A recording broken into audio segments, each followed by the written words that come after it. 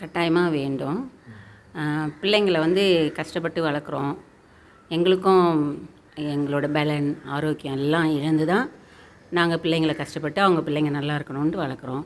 அதேமாரி பிள்ளைங்களுக்கும் வந்து பெற்றோர்களை பார்க்கணுன்ற எண்ணம் இருக்கணும்.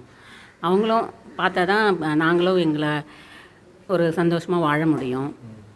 இந்த வயதான காலத்தில் வந்து நாங்கள் எல்லாத்தையும் ஆரோக்கியம் எல்லாத்தையும் இழந்துட்டு தான் ஒரு தனிமையில் இருப்போம். எங்களுக்கும் வந்து ஒரு கவர்மெண்ட்டில் வந்து ஏதாவது சலுகைகள்லாம் செய்ய வேணும். அதுக்கு வந்து பிள்ளைங்க வந்து எல்லாரையும் வேலைக்கு வெளியூர் போயிடுறாங்க. வெளிநாடு போகலனாலும் உள்ளேயும் வெளியே தனியாக தான் இருக்கிறாங்க. அப்படி இருக்கும்போது ரொம்ப தனிமை இருக்குது. அந்த தனிமை நேரத்தில் நிறையா தேவைகள் இருக்குது. பண தேவைகளை மீறி ரொம்ப தனிமையில் கஷ்டப்படுறோம். அந்த சூழ்நிலைகள் எல்லாம் இருக்கிறதுக்கு கவர்மெண்ட் வந்து அதுக்கு ஏதாவது செய்யணும். எப்படி வந்து சென்சஸ்லாம் எடுக்கிறாங்களோ அதே மாதிரி ஒவ்வொரு வீட்டுக்கும் சேர்ந்து எத்தனை முதியவர்கள் இருக்கிறாங்கன்னு பார்த்து அவங்க என்ன சூழ்நிலையில் இருக்கிறாங்க, அவங்களுக்கு வந்து பிள்ளைங்க பார்க்குறாங்களா, அவங்கள வந்து கவனிக்கிறாங்களான்ட்டு கவனிக்கணும். கேட்டு கவர்மெண்ட் தெரிஞ்சுக்கணும். அப்படி இருக்கிற சூழ்நிலையில் பிள்ளைங்க வந்து பார்க்காத சூழ்நிலையில் இங்கே இருந்து பார்க்காத சூழ்நிலையில் இருக்கும்போது அவங்களுக்கு வந்து கட்டாயமாக சில சலுகையெல்லாம் கட் பண்ணணும். அவங்களுக்கு அந்த சில சலுகைகள் கட் பண்ணும்போது தன்னால் பெற்றோர்களை பார்க்கணுன்ற ஒரு எண்ணம் வரும்.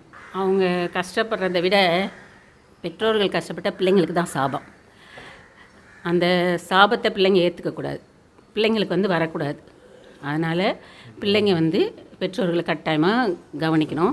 அதேமாதிரி வந்து சொத்து இதெல்லாம் வந்து முன்னாடியே வந்து தேவையானதை ஞானமாக நம்ம வந்து சேமித்து வச்சுக்கணும். நம்மளுக்கு வேண்டியதை வந்து நம்மளுக்குன்னு கொஞ்சம் வச்சுக்கணும். அப்படியே பிள்ளைங்களுக்கு கொடுக்குறதா இருந்தாலும் நம்மளுக்கு அப்புறம் அப்படின்னு சொல்லி தான் கொடுக்கணும். நம்ம இருக்கிற வரையும் கொடுத்துட்டு அப்புறம் அவங்கக்கிட்டேயே போய் நம்ம கேட்டுட்ருக்க முடியாது. அவங்களையும் தொல்லை பண்ண முடியாது. அவங்களுக்கும் குடும்பங்கள் உண்டு, அவங்களும் நல்லா இருக்கணும். அதனால் பிரச்சனையை அவங்களுக்கு கொடுக்காம நம்மளும் நம்மளுக்கு சேஃப்டி பண்ணி வச்சுக்கிறது தான் பெஸ்ட்டு. கட்டாயமாக மூத்த குடிமக்களுக்கு ஆய்வகம் வேணும். ஏன்னா கவர்மெண்ட் வந்து கண்காணிக்கணும். மெயினாக கண்காணித்தாதான் மூத்த குடிமக்கள்லாம் கொஞ்சம் நிம்மதியாக இருக்க முடியும். நிறைய பேருக்கு வந்து வயசாகிடுச்சுன்னா தனிமையாக இருக்கும்போது சமைக்க முடியாது, ஒன்றும் பண்ண முடியாது. அந்த சூழ்நிலையில் நிறைய பேர் தனிமையில் இறந்து போகிறவங்களும் உண்டு. தனிமையான நேரங்களில் அவங்களுக்கெல்லாம் வந்து கவர்மெண்ட் கட்டாயமாக ஒரு ஆய்வகம் மாதிரி இருந்தால் ரிப்போர்ட் பண்ணுறணும். போய் ரிப்போர்ட் பண்ணி அவங்க வந்து பார்க்கணும். அடிக்கடி மாதம் ஒரு தடவை எப்படி பென்ஷன் கொடுத்துட்டு இருக்கிறாங்களா இல்லையா, நேரில் வந்து சைன் போடுங்க அப்படின்னு சொல்கிறாங்களோ அதே மாதிரி ரேஷன் கார்டுலேயும் செக் பண்ணணும். இப்போ வந்து பெரிய மூத்தவங்களை பார்க்கலன்னா ரேஷன் கார்டிலேருந்து அவங்க பேரை ரிமூவ் பண்ணணும். அவங்க கவர்மெண்ட் வந்து மந்த்லி ஒன்ஸ் கட்டாயமாக அவங்க என்ன சூழ்நிலையில் இருக்காங்க அப்படின்ற மாதிரி கவனிக்கணும். மூத்த குடிமக்களுக்கும் அவசியம் ஒரு ஆணையம் தேவை. ஏன்னா பசங்க கல்யாணம் பண்ணி எல்லாம் தனித்தனியாக வேலை விஷயமாக வெளில போயிடுறாங்க. அவங்க தனிமையாக இருக்கும்போது ஒரு மருத்துவமனைக்கு போகிறதுக்கோ, ஒரு பேங்க்கு போகிறதுக்கோ, ஒரு காய்கறி கடைக்கு போகிறதுக்கு கூட அவங்களால முடியாத சூழ்நிலையில் இருக்காங்க. நடக்கக்கூட முடியாத இருக்கிறாங்க. அவங்க வந்து ஏதாவது ஒரு உதவி வேணும் அப்படின்னா யாரை போய் கேட்குறது, என்ன செய்கிறது? இப்போ மருத்துவமனைக்கு போகணுன்னாலும் தெரியாது. நிறையா இப்போ இருக்குது, எங்கே போகிறது எங்கே வர்றதுன்னு தெரியாமல் இருக்காங்க. காசு இல்லாத எங்கே பார்க்கலான்னு ஒரு யாராவது எடுத்து சொன்னாங்கன்னா அந்த இடத்துக்கு நாங்கள் போகலாம். அதுக்காண்டி மூத்த குடிமக்களுக்கு ஒரு ஆணையத்தை அமைச்சு எங்களுக்கு கொடுத்தீங்கன்னா ரொம்ப சௌகரியமாக இருக்கும். அவசியம் வேணும் பார்த்து. ஏன்னா வந்து முடியாதவங்கன்னா பக்கத்து வீட்டுக்காரங்க வந்து பார்க்குறாங்க. அவங்க யாருக்கு ஃபோன் பண்ணி சொல்ல முடியும்? இதுமாரி முதியோருக்குன்னு ஒரு ஆணையம் இருந்து அவங்களுக்குன்னு ஒரு நம்பர் கொடுத்தீங்கன்னா நாங்கள் அதுக்கு ஃபோன் பண்ணால் அக்கம் பக்கத்தில் உள்ளவங்க கூட வந்து உதவி செய்வாங்க. ஃபோன் பண்ணி சொல்லுவாங்க, அவங்க அழைச்சிட்டு போய் பார்ப்பாங்க. அதுவும் ரொம்ப அவசியமானது தான் ஒன்று. எனக்கு வந்து வீட்டுக்காரர் இல்லை. எனக்கு 2 பொண்ணுங்க இருக்கிறாங்க. அவங்க 2 பேரையும் கல்யாணம் பண்ணி நாங்கள் தந்துட்டோம். ஆனால் அவங்க 2 பேர் கல்யாணம் பண்ணி அவங்க வீட்டுக்காரோடு இருக்கிறாங்க, என்னையும் பார்த்துக்கிறாங்க. ஆனால் இருந்தாலும் கடைசி காலம் வரைக்கும் பார்த்துப்பாங்களா பார்த்துக்க மாட்டாங்களா அது எனக்கு தெரியல. அது மாதிரி நாங்கள் எங்கன்னா ஒரு நாடி ஒரு இடம் தேடி போகணும். எப்படி இருந்தாலும் போயிட்டு எங்களுக்காக ஹெல்ப் பண்ணுறது கவர்மெண்ட்டும் அரசாங்கம் எங்களுக்கு உதவியாக இருந்தால் நல்லாயிருக்கும். வயசாகிட்டாலுமே எல்லா பிரச்சனையும் இப்போ எனக்கு ஹார்ட் ஆப்ரேஷன் பண்ணாங்க. அந்த நேரத்தில் வந்து இந்த கார்டு எடுத்துன்னு போனால் செல்லாதுன்னு சொல்லிட்டாங்க குளோபலில். அப்போ எங்களுக்கு கஷ்டமாக தானே இருந்தது. கடனோ வாங்கி பண்ண வேண்டிய நிலைமை ஏற்பட்டுச்சு. ஆனால் இருந்தாலும் ஹெல்ப் பண்ணுறாங்க. இருந்தாலும் அந்த நேரத்தில் அரசாங்கமே எங்களுக்கு கை கொடுத்துருக்கணும் இல்லை. கொடுக்கலையே, அந்த நேரத்தில் அந்த கார்டே செல்லாதுன்னு சொல்லிட்டாங்க. அந்த நேரத்தில் பண்ணி தான் தீரும் போது எல்லார் உதவியும் நாடுறதா இருக்குது. அரசாங்கம் எங்களுக்காக எதுனா ஒரு வழி பண்ணி இந்த மாதிரி இந்த கார்டு எடுத்துன்னு போனால் செல்லும், இல்லையா வேறு முறையில் அரசாங்கம் எங்களுக்கு உதவி செய்கிற மாதிரி இருந்தால் நல்லாயிருக்கும். இது மாதிரி எவ்வளோ குடும்பங்கள்லாம் இருக்கிறாங்க, கஷ்டப்பட்டுன்னு தாங்கிறாங்க, பிள்ளைங்க விட்டு போயிடுறாங்க, அவங்க அவதிப்படுறாங்க. அவங்களுக்கெல்லாம் சேர்த்து தான் நானும் பேசுகிறேன். இப்போது அரசாங்கத்தில் எங்களுக்காக எல்லா விதத்துலேயும் உதவி பண்ணால் ரொம்ப நல்லாயிருக்கும். எங்களுக்கு தெரிஞ்ச இந்த ஊர்லேயே நிறைய குடும்பங்க அந்த மாதிரி இருக்கிறாங்க.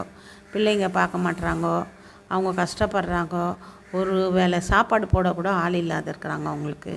அவங்க அந்த நிலைமையை நம்மக்கிட்ட என் மகன் இருந்தும் சுகம் இல்லை, வந்த மருமகளும் எங்களை இந்த மாதிரி பண்ணுதே, அது எங்களுக்கு எவ்வளோ கஷ்டமாக இருக்குது, என்ன பண்ணுறது. என் பையன் நல்லவனாக இருக்கிறான், ஆனால் எனக்கு வந்திருக்கிற மருமகம் இந்த மாதிரி இருக்கும்போது என் பையனை நொந்துக்க முடியாது, அந்த மாதிரிலாம் அவஸ்தைப்படுறாங்க. அவங்களுக்கெல்லாம் இப்போ உதவின்னு தேவைன்னா அரசாங்கத்தை நாட முடியும். அரசாங்கம் கண்டிப்பாக எங்களுக்காக ஒரு நல்ல இது செய்தால் மனசார எங்களுக்கு நன்றி சொல்லுவோம் அரசாங்கத்துக்கு. மூத்த குடிமக்கள் ஆணையம் நிச்சயமாக தேவைங்க. ஏன்னா இந்த மூத்த குடிமக்கள்ன்றவங்க ஒரு காலத்தில் இளைய பெற்றோர்களாக இருந்திருக்கிறாங்க. அந்த இளைய பெற்றோர்கள் பிள்ளைகளை பெற்று எடுக்கும்போது அவங்கள வளர்க்குறதுக்கும் கல்வி கற்பிக்கிறதுக்கும் அவங்கள இப்போ மேலே நல்ல நிலைமைக்கு கொண்டு வரத்துக்கும் இந்த இன்றைக்கு மூத்த குடிம மக்களாக இருக்கிறவங்க அந்த காலகட்டத்தில் எவ்வளோ பாடுபடுறவங்க. தந்தை ஒரு பக்கத்தில் ஒரு இதில் உழைச்சி காசு சம்பாரித்து குடும்பத்தை காப்பாற்றுறது, பிள்ளைகளை வளர்க்குறது ஒரு வகையில் பண்ணுறாரு. தாய் அவருக்கு பால் ஊட்டி சோறு ஊட்டி அவங்கள வளர்த்து ஆளாக்கி அவங்கள கல்யாணம் பண்ணி கொடுக்குற வரைக்கும் அவங்க படுற பாடு கொஞ்சம் நெஞ்சமான பாடு கிடையாது. அது அனுபவிக்கிறவங்களுக்கு தான் தெரியும். ஆனால் ஒரு சில பிள்ளைங்க, எல்லா பிள்ளைங்களும் இல்லை, ஒரு சில பிள்ளைங்க இந்த காலத்தில் பெரும்பாலான பிள்ளைங்க கல்யாணம் பண்ண உடனே ஆணாக இருந்தாலும் சரி பெண்ணாக இருந்தாலும் சரி அவங்க என்ன பண்ணுறாங்கன்னா, பெண் வீட்டுக்கு ஒரு வீட்டை விட்டு போயிடுறாங்க. ஆண் பிள்ளைகள் என்ன பண்ணுறாங்கனாக்கா வீட்டுக்கு மருமக வந்த உடனே மனைவி வந்த உடனே அவங்க மனசு மாறி இவங்க பெற்றோர்கள் வயதுக்கு ஆனாலே ஒரு நோய் நொடி வந்துடுது. அவங்கள பார்க்குறதுக்கு சிரமப்பட்டுக்குன்னு என்ன பண்ணுறாங்க, ஒன்று முதியோர் இல்லத்தை சேர்த்துடுறாங்க. அப்படி இல்லட்டா அவங்க சொத்தை எப்படியாவது தந்திரமாக எழுதி வாங்கி கையெழுத்து வாங்கி சொத்து தான் கைக்கு வந்த உடனே என்ன பண்ணுறாங்க, முதியோர்களை கண்டுக்கிறதே கிடையாது. இது ஒரு நிகழ்ச்சி ஒன்று ஞாபகத்துக்கு வருது. விழுப்புரம் டிஸ்ட்ரிக்ட் நினைக்கிறேன், பத்திரிகையில் படித்த நிகழ்வு. இது போல் ஒரு மாவட்ட ஆட்சியர் என்ன பண்ணுறாரு, கந்தசாமி நினைக்கிறேன் அவர் பேர், எனக்கு பேர் சரியாக நினைவில்லை. அவர் என்ன பண்ணியிருக்காருன்னா, இது மாதிரி ஒரு பெற்றோரை பிள்ளைங்க கை விட்டுட்டு அவங்க சொத்தை எழுதி வாங்கிக்கிறதுனால அவர் அந்த பிள்ளைங்களை தேடி கண்டுபிடிச்சி பதிவுத்துறைக்கு கூப்பிட்டு போயிட்டு பதிவாளரை வர வச்சு இவங்க ஏமாற்றி ரிஜிஸ்டர் பண்ணாங்க பாருங்கள் பெற்றோர்கிட்ட இருந்து. அந்த சொத்தையே என்ன பண்ணிட்டார், பதிவை கேன்சல் பண்ணி சொத்தை மறுபடியும் திரும்ப எடுத்து கொடுத்தாரு. ஆனால் ஒவ்வொரு மாவட்டத்துக்கும் இது மாதிரி கந்தசாமின்ற ஒரு மாவட்ட ஆட்சியர் மாதிரி வர்றது கஷ்டம். அதனால் நம்ம நாட்டுக்கும் தமிழ்நாட்டுக்கும் ஒரு இது மாதிரி முதியோர் ஆணையம் ஒன்று இருந்ததுன்னா ரொம்ப ரொம்ப நல்லாயிருக்கும். மூத்த குடிமக்கள்னும் போது அவங்க வாலிபத்தில் இருந்த அந்த ஸ்ட்ரென்த்து அந்த தைரியம் அதெல்லாம் இருக்காது. வர வர அவங்க பலம் குன்றி பிள்ளைங்களை அவங்க அடித்து வளர்த்தது போக அவங்க பிள்ளைங்க அவங்கள அடிக்க ஆரம்பிக்கிறாங்க. இந்த அடிக்கும்போது ஒன்றும் வடி தாங்க முடியாது, அடி தாங்க முடியாது, திருப்பி அடிக்க முடியாது. கொஞ்சம் ஞானமாக உள்ளவங்க உடனே 100க்கு ஃபோன் பண்ணி காவல் நிலையத்தை இது பண்ணி அவங்க புகார் அளிக்கலாம். இவங்க மூத்த குடிமக்கள் அது மாதிரி ஞானம் இல்லாதவங்க கொஞ்சம் உஷார் இல்லாதவங்க என்ன பண்ணுவாங்க, அடியை வாங்கிக்கின்னு ஒன்று சாவு கூட அடிச்சிடுறாங்க. அதனால் இது மாதிரி இதெல்லாம் நடக்காமல் இருக்கிறதுக்காக தமிழ்நாட்டில் நிச்சயமாக இந்த மூத்த குடிமக்கள் ஆணையம் கண்டிப்பாக இருக்கணும். அதே சமயத்தில் ஒவ்வொரு மூத்த குடிமக்களும் மாதத்துக்கு ஒரு முறையோ 3 மாதத்துக்கு ஒரு முறையோ நாங்கள் நல்லா இருக்கிறோம், எங்கள் பிள்ளைங்க நல்லா இருக்காங்கன்னு சொல்லிட்டு குறிப்பிட்ட அந்த ஆணையத்தில் ஒரு அலுவலகம் ஆரம்பித்து அதில் 3 மாதத்துக்கு ஒரு முறையோ 6 மாதத்துக்கு ஒரு முறையோ இந்த மூத்த குடிமக்கள் கணவனும் மனைவியும் 2 பேரும் ஒன்றா சேர்ந்து, இல்லை மனைவி இல்லை கணவனோ கணவன் இல்லை மனைவியோ 2 பேரில் யாராவது ஒருத்தர் இறந்துட்டு இருந்தால் கூட அவங்க ஒருத்தர் போயிட்டு அந்த மூத்த குடிமக்கள் ஆணையம் திறந்திருக்கிற அலுவலகத்தில் போயிட்டு எங்களை பிள்ளைங்க நல்லா பார்த்துக்கிறான்னு அவங்க ஒரு ரிப்போர்ட் பண்ணுற மாதிரி ஒரு ஏற்பாடு இருக்கணும். இது மாதிரி பண்ணால் மூத்த குடிமக்களுக்கு ரொம்ப பாதுகாப்பாக இருக்கும். நானும் ஒரு மூத்த குடிமகன், எனக்கு 66 வயசாகுது, 67 வயசாகுது.